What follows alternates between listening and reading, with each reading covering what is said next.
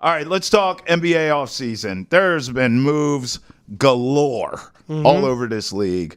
I, for one, am very happy with what the Boston Celtics have done by literally retaining everyone and adding to it, but retaining everyone is the key from a championship team. How many times do you watch a championship team in any sport win a title and somebody's cashing out and going elsewhere? Thanks for the ring. I'm going to get the bag from said team that's going to pay me because I was on a championship team. A lot of time it's the role players that are getting the money, but not this team.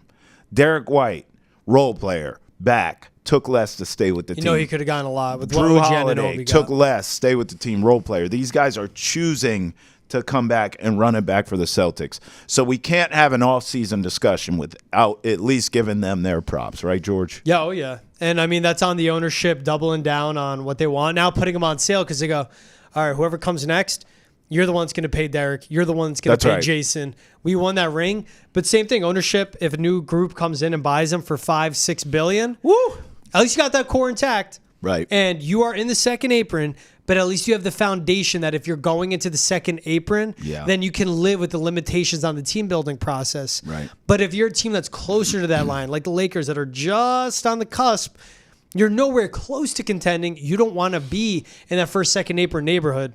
So the Celtics got to figure it out. But I agree, yeah, everyone stays. Keeping Derek White was huge because that's the guy. People from the outside will say, well, Porzingis or Drew Holiday's your third best player. No. You watch the Knicks the Celtics any given night, it's someone like Derek White where you go, he's our third best player. If it's not him, he's our fourth best player. And if it's not him, it's Drew or KP. But you keep a guy that's key to the core, so important for the culture. And I think for Derek White, it makes sense. He could take less, but you know what he does? He goes, they know me here. Right. I know what I'm walking into. If I signed for $40 million a year, let's say somewhere else, let's go with like Cleveland in this. Sure. They're going to shove me down the throat of the public, trying to make me the guy. He doesn't want to be that, and he's fine with that. He just wants to hoop and make a great living for his family. So he's like, yeah, I'm only making $31.5 million a year, but I know I'm happy where I am. The Jays and Drew and KP, they can go be the media darlings. I'm just going to hoop and I'm going to win. Yeah, he's also Derek White and Drew Holiday. But specifically Derek White, I feel like has really embraced Boston too. Like you see him in the commercials, the Sam Adams commercials. He's just really like he's taken to the culture in Boston, and I think that's a big part of it. You and I have talked personally about this. I don't feel as though there's any other level to my career than where I'm at right now. Like I've come to Boston and I love it, and it's the best sports town in America. So for what we do, I don't have any like desire to want to go to LA or go to New York or Chicago, which are other great sports towns.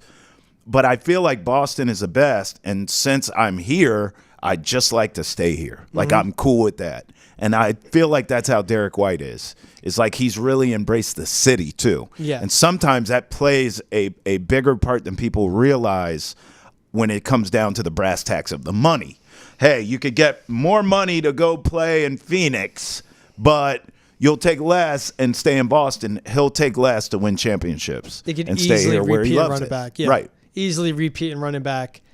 And you're walking into every day. I think with so many people, it's like the happiness equation. I think so. Where you can take so much into it, but like, where are you happy? Right. And are you happy playing for that team, playing for those with those superstars every day? Yeah. Playing for that coach, Joe Mazzulla, and he definitely is. That's right. You even see you talk about him embracing the city. You see the hat he was wearing. Yeah. He posted on Instagram. Yeah. The Celtics are the balls. Well, that's what I'm saying. He's like embraced the culture of Boston. Oh, and he's so loved here too. He is. So he knew it. With the fan base, with the culture, with the team, with the franchise, and even with the ownership up in the air, Steve Pagliuca could easily try to and get the means together to take it over and take Wick's shares. I hope it's him. Because it is. At first we were like, wait, they're selling? But then it was like, no, it's Wick's shares. Right. Wick needs the liquidity. That's right. Pagliuca's like, I'm staying on.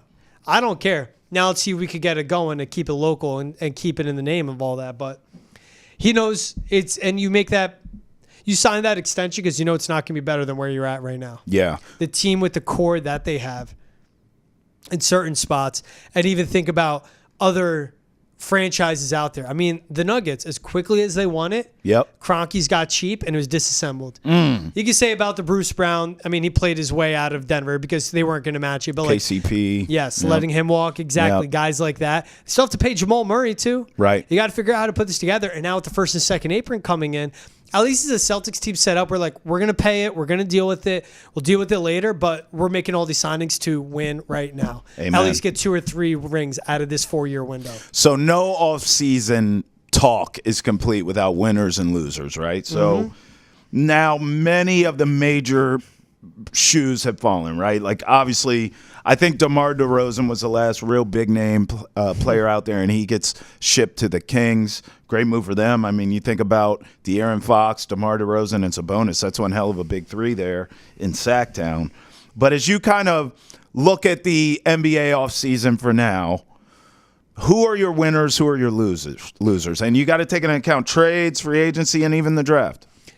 Taking in free agency and the draft. Yep. But it's also with it's the Celtics versus everybody. Yes. How close are you to being a contender, but how close are you to actually matching up with the Celtics? That's right. To me, it's the New York Knicks. Okay. Getting Mikal Bridges. Yeah. Yeah, trading a bunch of draft picks. You can say, what's the price? But draft picks in the NBA are not like draft picks in the NFL at all, value-wise. But with Bridges and re-signing and bringing OG Anunoby back, and you let Hartenstein walk, which is fine, $30 million a year. You not liked worth him. It. I liked him, but not at that price. Not that price. But you get Anunoby back. With Bridges and Anunoby, you have 2 wings defensively that can match up with the Jays. Yes. Mikal Bridges is that second scoring option off of Jalen Brunson to play and fill it up, especially in scoring droughts. If it's not him, it's Julius Randle. If it's not them, it's Josh Hart or Dante DiVincenzo. Right. But I think what him and Anunoby do on both ends of the floor, now paying OG $40 million a year plus, you're going to ask more from scoring, and I don't think he's that dude. But if defensively you can at least match up with the Celtics, that's what gets you in the business of keeping up with them. And the Knicks put that together. I think that's what's so essential for them to be there.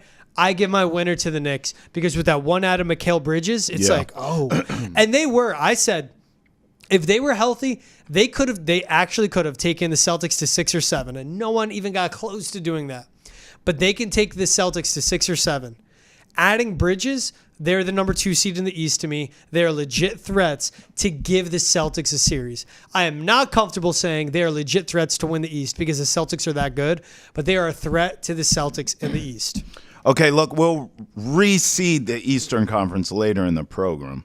But here's a spoiler alert. George and I disagree on the second team in the East because I hear everything you said about the Knicks, and I'll give you depth over the team I'm going to say. But the starting 5 of this team that I'm going to say is why I'm picking them as my winners. That's the Philadelphia 76ers. I'm sorry. I know Paul George has not won anything of note in his career, but I will tell you this. Paul George with Tyrese Maxey and Joel Embiid is a real dynamic, bona fide big 3. I think you must take the Philadelphia 76ers seriously. Those 3 work, even in terms of their games. Tyrese Maxey, young, dynamic, needs to handle the ball. Paul George, at this stage of his career, has no problem playing second or third fiddle. He can hit open shots. He can score. He can defend. I like Paul George. He's a likable dude. He gets along with everyone. That matters here. Joel Embiid, although always hurt, when he is healthy, I mean, he's a force of nature. What are you going to say about Joel Embiid? So I think those 3 blend together nicely. They keep Kelly Oubre Jr. They add a Caleb Martin. I think the 76ers are for real, so they're my winners. Where are you going for losers? I like that 76ers pick. Because if you can get Joel Embiid to the playoffs healthy, bro, with Paul George, who is not the same Paul George as old, isn't the slashing attacking, coming off 74 games played, that's right, coming off his best single season career shooting wise of his career. Team up with Tyrese Maxey, you extend them both, you keep that core. I do like the Sixers a lot, but I actually like the Knicks more. My losers are the Lakers. You have one of the best players in the world. Yeah. You have Anthony Davis. You have a very small championship window. And a free agency, you couldn't get anything done. Didn't add anybody. You just re-signed LeBron. You re-signed Max Christie. But that's a team, sure, got into the playoffs and lost, but wasn't even close to being a legit threat in the West. And the West right now is more open than the East. Yeah. Denver got weaker. Who knows what the Suns are going to do? Who knows how soon Kevin Durant's going to want to blow it all up? You obviously, maybe the Spurs make a push, right? And then the Mavericks, they got better with Klay Thompson. But for the Lakers, it's just you didn't make the ads you needed to. And for LeBron, now the updated numbers came up. They're not above the second apron, but they're right there. And it doesn't make sense for a team that isn't close to a foundation. They should have added more, and they just did nothing. They got Dalton Connect, which is a good piece. Obviously, when we're Bronny, he's going to develop in the G League. But you had to be more aggressive. And the roster's not done till mid-February, but you have to be more aggressive this offseason. And it just seemed like they sat on their hands while Kentavious Caldwell-Pope went to Orlando, while Klay Thompson went to Dallas. Right. Well, DeMar DeRozan even, maybe you could got him on a mid-level, went to Sacramento. All these guys went elsewhere that could help you, and they just did nothing about it. Yeah, they can't. I know you said the roster's not done yet, but it pretty much is. They ain't got no damn money to do anything else. I'm going to go loser. I agreed with you with the Lakers, but I wanted to spice it up a bit and not have the same pick. I went to Phoenix Suns, and you brought them up. You know, what does Kevin Durant want to do? Listen, Durant's miserable. Bradley Beal's miserable. Devin Booker's miserable. We all knew that last season with these three. This was the offseason to shake it up, figure it out. Move all three. Move one of them. Move 2 out of 3. Move. Do something. They did nothing. They still have all 3 of them, and I don't believe Durant, Beal, or Booker is going anywhere. I think ultimately they're going to run this back, and it's going to be the same damn results, which is the definition of insanity. Doing the same thing over and over and expecting a different result. They won't get one. They're insane.